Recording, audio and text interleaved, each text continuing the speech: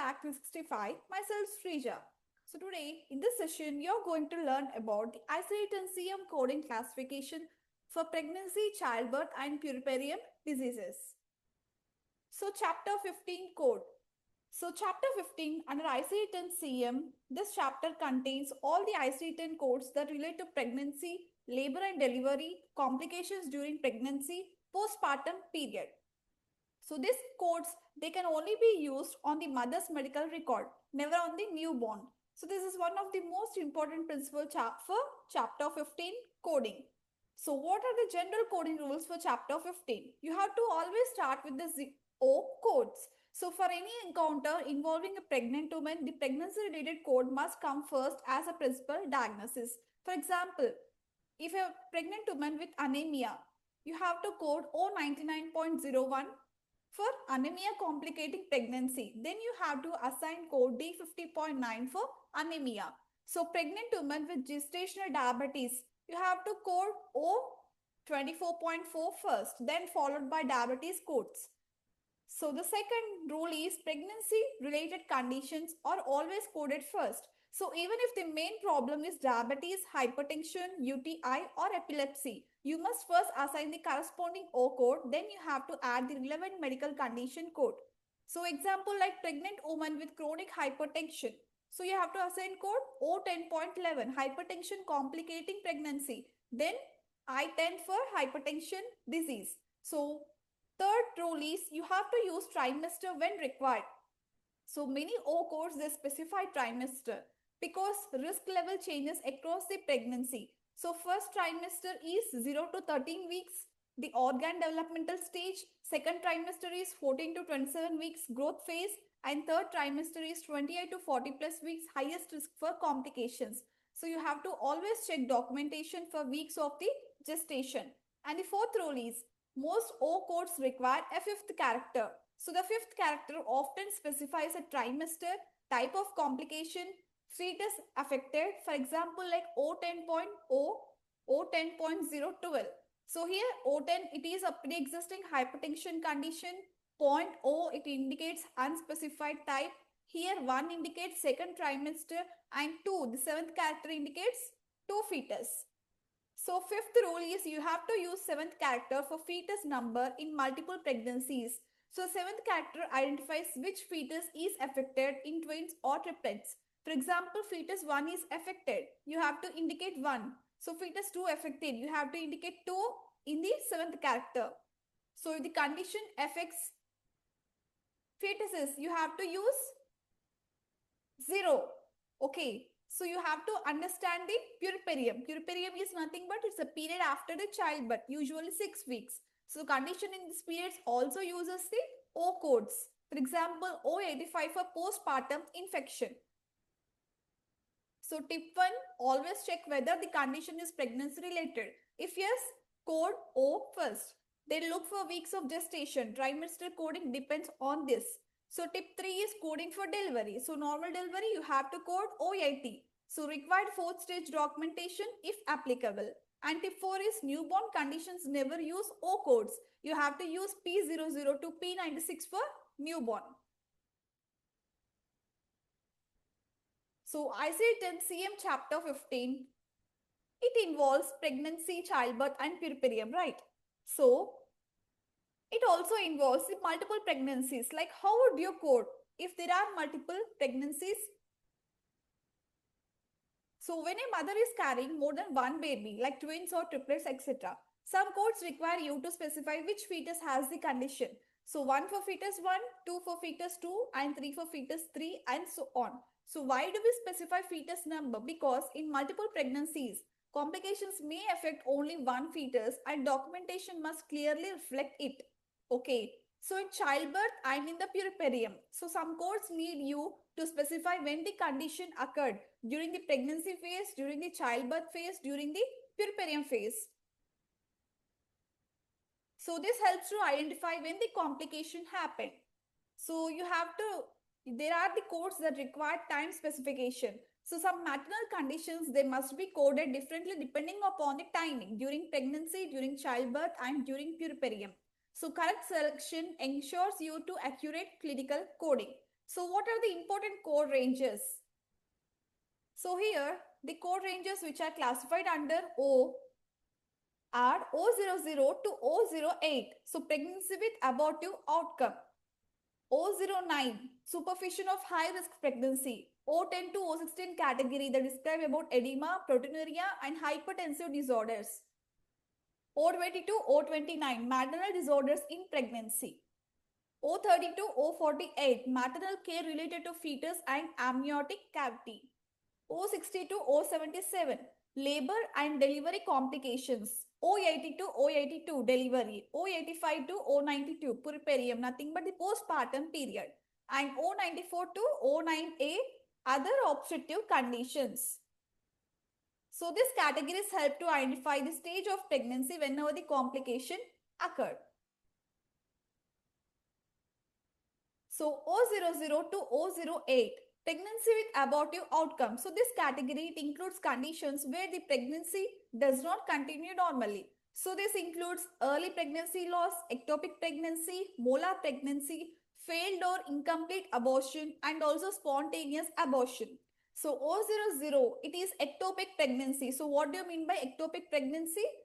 It occurs when a fertilized egg implants outside the uterus. So this is a life-threatening emergency because the pregnancy cannot survive and it may cause internal bleeding.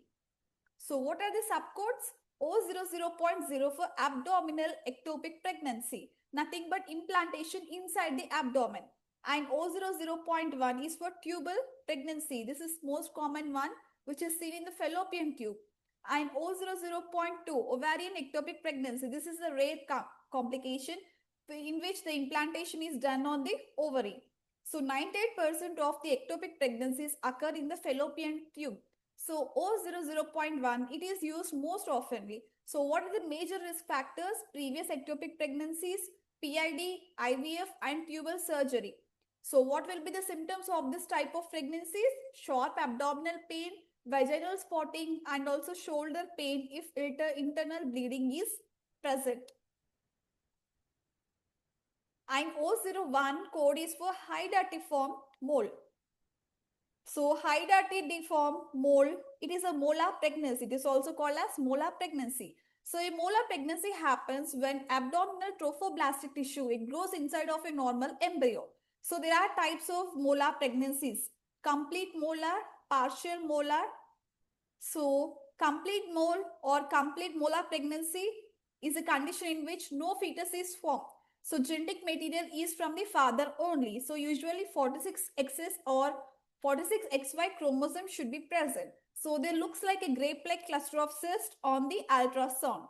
So O01.0 is assigned for complete molar pregnancy, whereas partial molar pregnancy O01.1 code is assigned where there is an abnormal fetus and abnormal placenta. You will be finding the triploid genome which consists of 69 chromosomes. So often results from 2 sperm fertilizing 1 egg. So you can see a picture over here about the ectopic pregnancy. So left side it shows the how a fertilized egg with abdominal chromosomes leads to complete hydatiform mole. So the right side it shows an ectopic pregnancy implanted in the fallopian tube. And here in the complete hydatiform molar pregnancy, you can find the 23X haploid sperm. It turns into duplication of haploid sperm chromosomes after meiosis. So after meiosis, it becomes into diploid condition, right? It doubles its chromosomes into 46. Then here 23X and 23Y chromosome. It forms into 46XY chromosome. And this turns to the androgenetic sperm. So what are the symptoms of this molar pregnancy? Very high HCG level, severe nausea and vomiting, vaginal bleeding, uterus larger than expected, and also there is a risk of choriocarcinoma, a cancerous form. So next is O02, other abnormal products of conception. So this is used when pregnancy stops developing without active miscarriage. So O02.0, it is blighted ovum. So what do you mean by a blighted ovum? It is also called as an embryonic pregnancy. So a gestational sac develops but the embryo does not form. So this is a common cause of early pregnancy loss. So the ultrasound, it shows empty gestational sac with no fetal pole. So for example, a patient is 7 weeks pregnant. So ultrasound shows empty sac. There is no embryo. So which code you have to assign? You have to assign this O02.0, which is a blighted ovum. So next, O02.1, missed abortion. So in this case, the embryo fetus has died, but there is no bleeding. So products of conception remain inside the uterus. So body has not expelled the tissue. So missed abortion is nothing but there will be no symptoms and no bleeding. Whereas spontaneous abortion, there is an active miscarriage, bleeding and cramping is seen. For example, like patient at 10 weeks, ultrasound shows fetal demise. So there will be no bleeding. You have to code O02.1. So next is O03 for spontaneous abortion. So what do you mean by spontaneous abortion? Occurs naturally without any medical or surgical intervention. So patient usually presents with vaginal bleeding, abnormal cramps, passage of tissues. So there will be no instruments used, hence it is called as spontaneous abortion. And then O04. So O04, the complications following induced termination. So this category is for complications after intentional abortion. Like maybe it's a medical process or a surgical process. So these examples include the retained products of conception, hemorrhage, infection and injury to uterus. So what is the example? A patient had medical abortion, returns with heavy bleeding. So you have to assign code O04. So next is O05, other abortion. So this category O05, it is used only when no other specific category fits. So when to use O05? Rare or unusual types of abortion. So when clinical documents a type that does not match O03, O04 or O02. So this is not commonly used unless documentation is unclear but not unspecified. So next category is O06 for unspecified abortion. So this is used when only when the documentation is too vague. For example, like abortion with no details and no indication whether spontaneous or induced. So try to query the provider before using it because unspecified codes reduces the accuracy. So next is O07 code, which describes about failed attempted abortion. So this is used when the provider attempted to terminate a pregnancy, but the pregnancy continues. For example, like patient undergoes attempted medical abortion, but she is still pregnant. So in these cases, you have to assign the code O07. So next is O08, complications following abortion. So this category covers the complications that happen after any abortion, like hemorrhage, sepsis or infection, embolism, shock or organ injury. So what is the key difference? O04 for complications immediately after induced abortion. O08 for complications after any abortion, whether it is a spontaneous or whether it is induced. For example, like patient had miscarriage last week. So now she presents with infection. So you have to assign the code O08. So here in the picture, there is a blighted ovum inside the uterus. So there is no embryo visible. So placenta region, it is shown for comparison. So this helps you to visualize this O02.0 code for blighted ovum. So next is O09 category code for supervision of high-risk pregnancy. So this category is used only for routine prenatal visits when the mother is considered high risk. Important rule over here is O09 codes, these are not used for complications. So they are used only when the pregnancy is progressing normally but it requires closer monitoring. So there will be a subcodes of O09, O09.0, supervision of pregnancy with history of infertility. So this is used when the mother has history of infertility treatment or difficulty conceiving in the past. Example like a pregnant woman who underwent IVF. So you have to assign the code O09.0. When coming to O09.1 code, advanced maternal age, which is greater than 35 years. So this is the age where greater than 35 years at the delivery. So what does this age do? It increases the risk for chromosomal abnormalities, hypertension, and gestational diabetes. So coding example is like elderly primigravida 38 years. So you have to code O09.5 level, in which 5 indicates age and 1 indicates the first trimester and the other one indicates the fetus 1.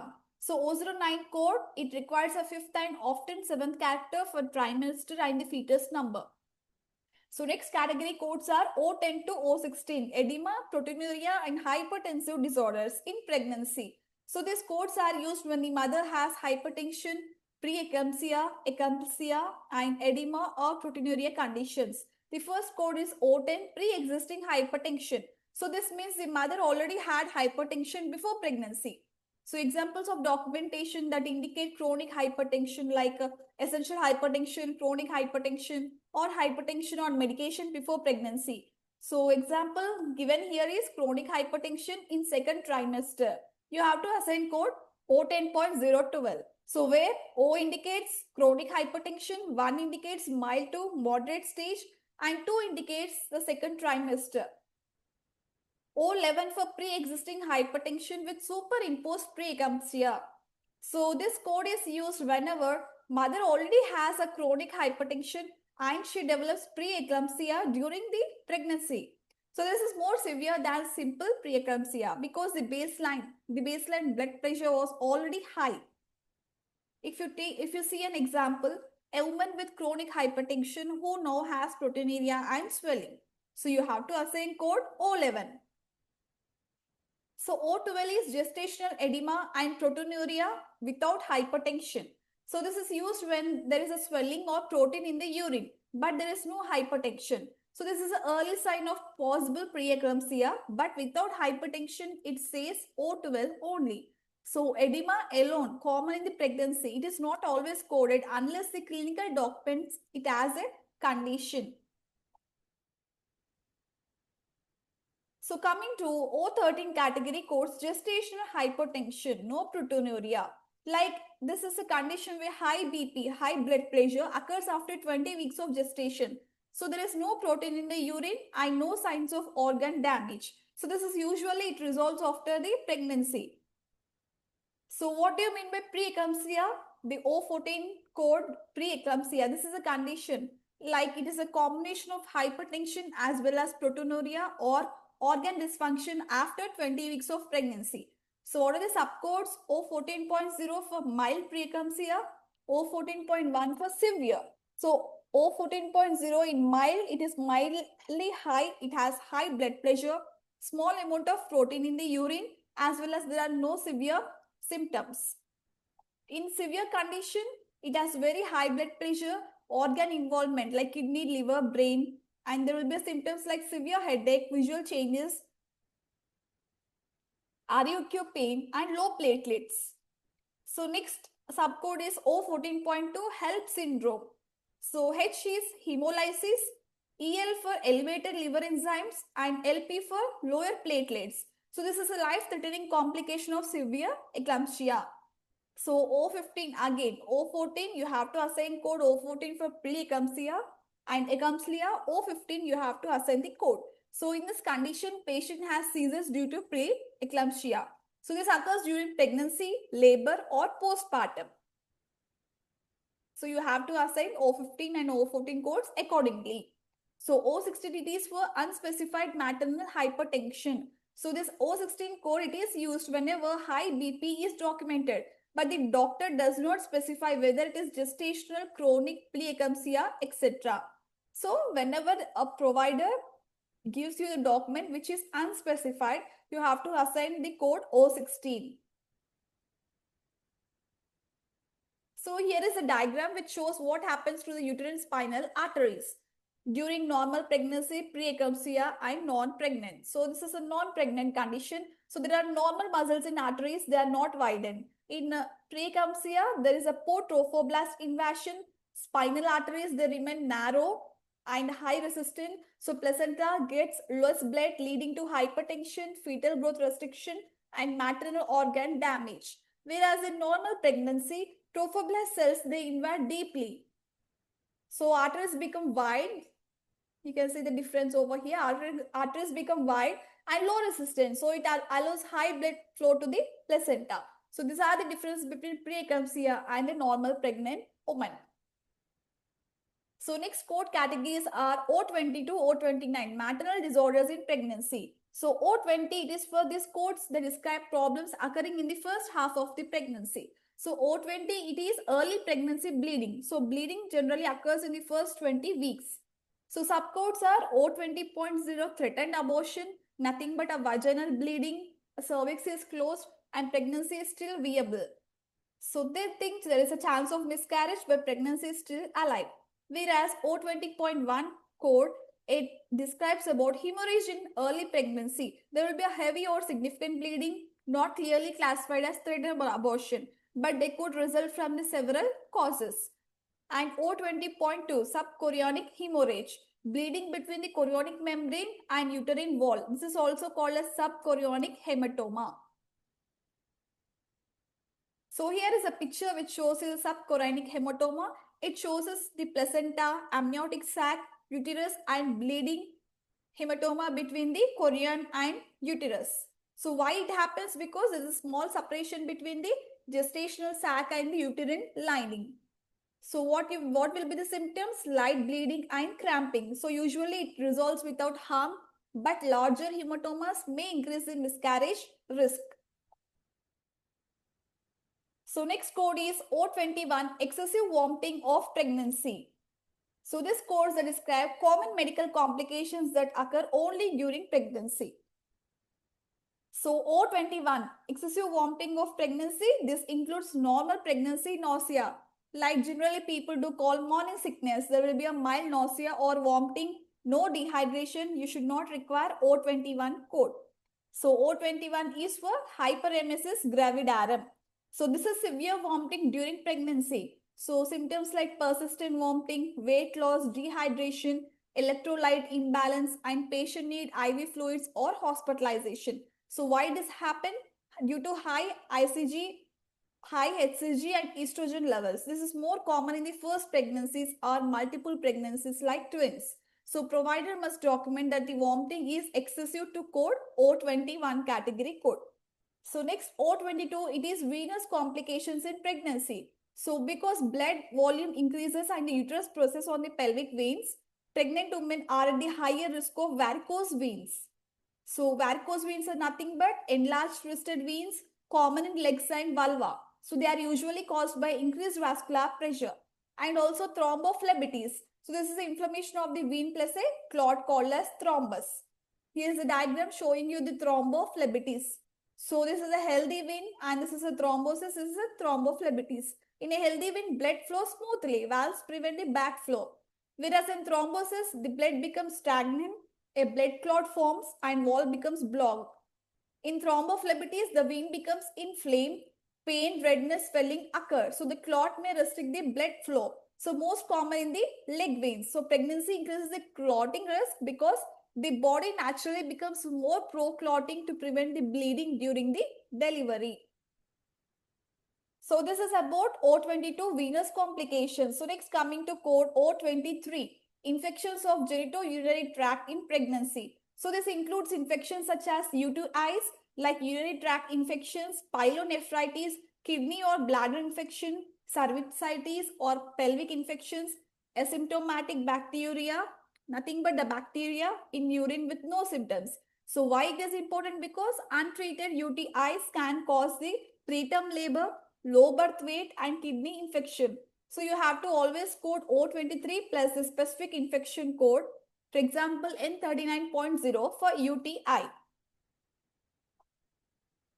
Next is O24 code, diabetes in pregnancy. This is a very important major category covering the pre-existing type 1 diabetes, pre-existing type 2 diabetes as well as gestational diabetes. So each code has digits to indicate trimester as well as the control type.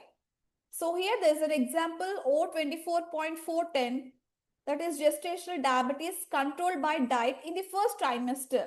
So in this code description, the 4 involves gestational diabetes and 1 it involves the diet control, how the diet control, and O it indicates the first trimester. So control type, it includes the diet control, whether it is an insulin control or it is controlled through oral medications or poorly controlled. So why important? Because diabetes in the pregnancy, it increases the risk of large babies, that is macrosomia, preterm delivery, preeclampsia and C-section. So next is O35 or O25 category code for malnutrition. So malnutrition in the pregnancy. So what do you mean by malnutrition?